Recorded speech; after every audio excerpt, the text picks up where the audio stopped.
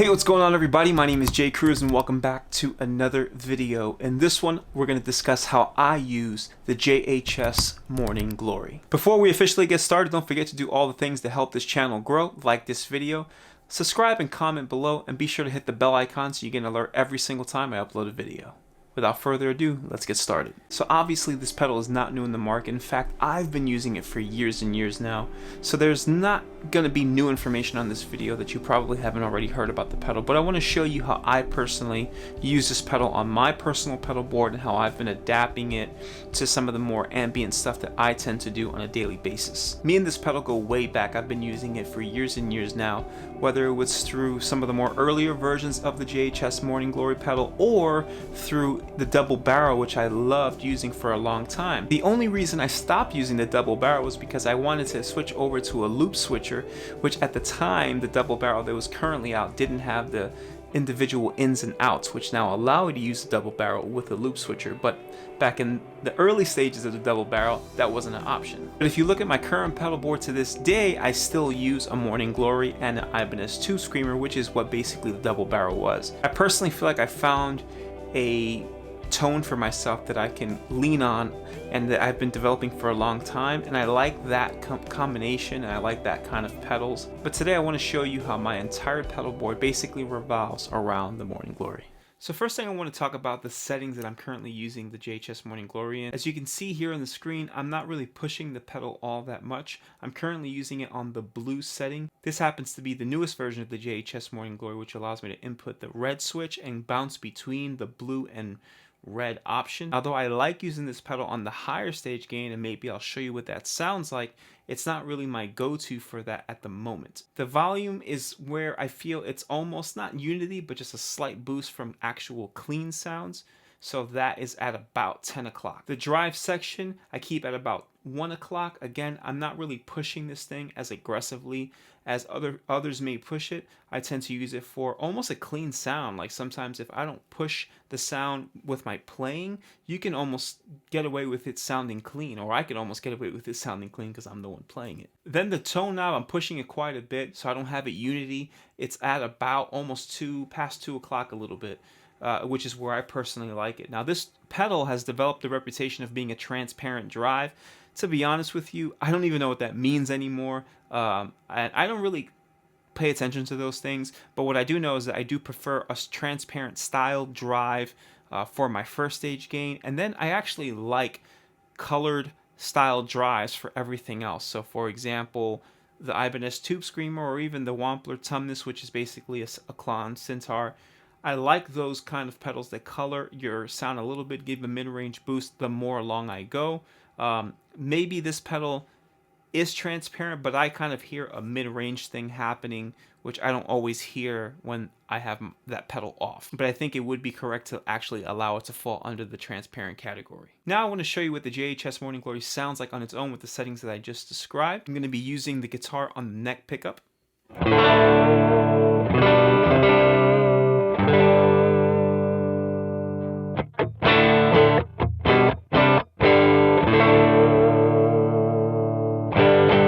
Now I want to switch over to the middle position.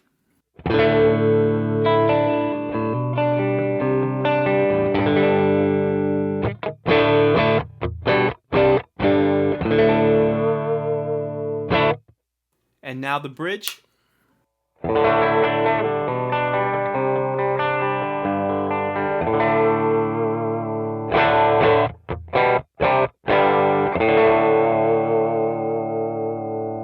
So one thing you may notice is that I personally feel like the pedal sounds great in every pickup position. Though I tend to favor the neck and middle position when I use this particular pedal, I know that I could depend on it regardless of what position that I'm currently in.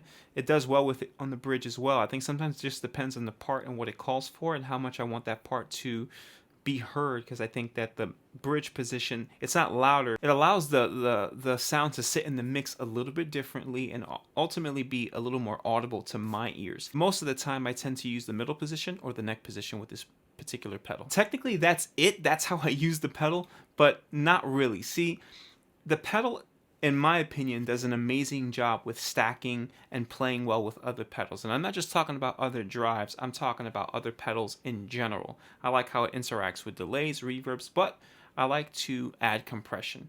Now, this is not a popular thing in, not a popular thing with guitarists as a whole, but it's become more popular over the years, especially with ambient style players, or more specifically, praise and worship style guitarists. And that's adding compression all the time as an always on, even with overdrives on.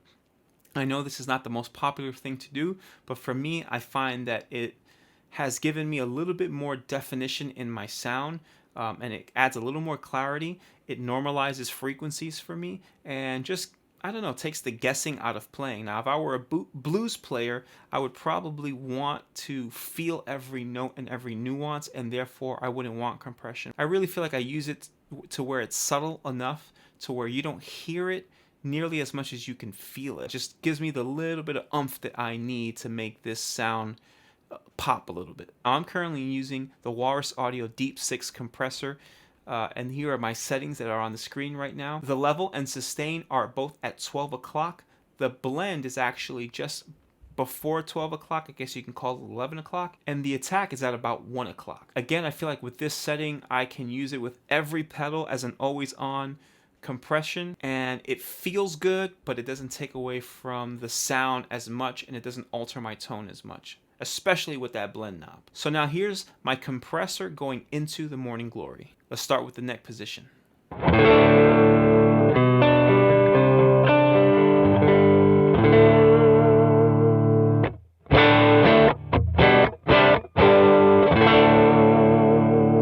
Middle.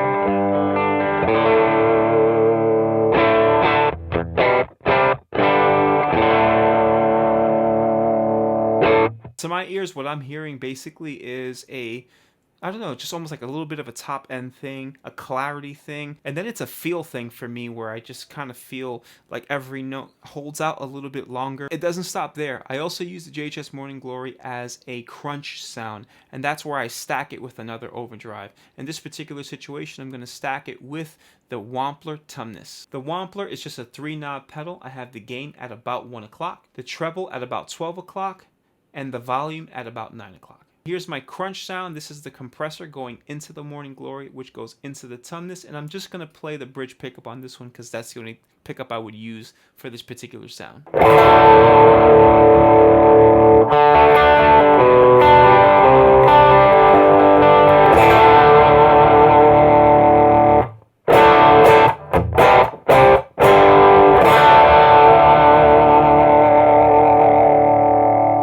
Now I want to show you what the Morning Glory sounds like using the exact same settings, but just switching it over into the red setting, which is a little bit more aggressive sounding. Same exact settings, just switching that knob. And here's the red setting now.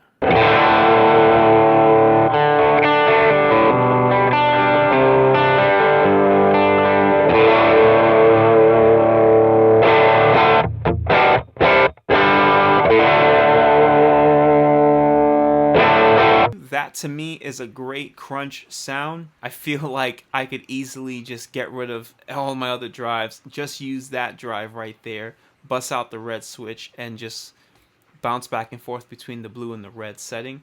I think it sounds amazing. But now, what kind of ambient player would I be if I didn't turn on reverb and delay? So very quickly, I want to show you what my normal sort of like first stage gain setting sounds like, and that is my compressor on with the JHS Morning Glory.